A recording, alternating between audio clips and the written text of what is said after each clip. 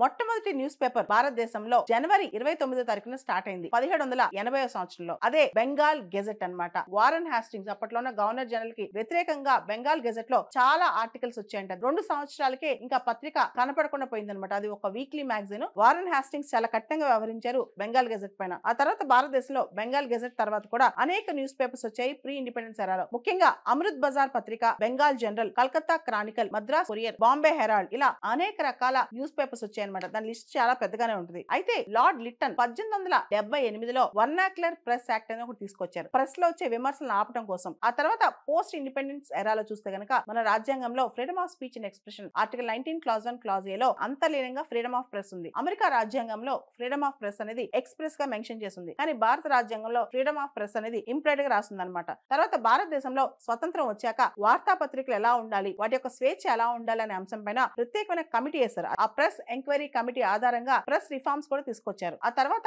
1954లో justice Rajyadhyaksha press commission వేశారనమాట. ఈ commission journalism standards ఎలా పెంచాలని చెప్పి ఈ కమిటీ రికమెండేషన్స్ ఇచ్చిందనమాట. ఆ తర్వాత 1965లో Indian press council act pass అయిందనమాట. 1966లో ఇండియన్ ప్రెస్ కౌన్సిల్ అనేది స్టార్ట్ అయింది. కానీ ఎమర్జెన్సీ టైంలో ఇందిరాగాంధీ ప్రభుత్వం మొత్తం ఇండియన్ ప్రెస్ కౌన్సిల్ యాక్ట్ రద్దు చేసి ప్రెస్ కౌన్సిల్ ఆఫ్ ఇండియా మొత్తం తీసేసింది అనమాట. ప్రెస్ కౌన్సిల్ యాక్ట్ 1978 మళ్ళా ఎనాక్ట్ చేశారు. తద్వారా press council of India start అయిందనమాట.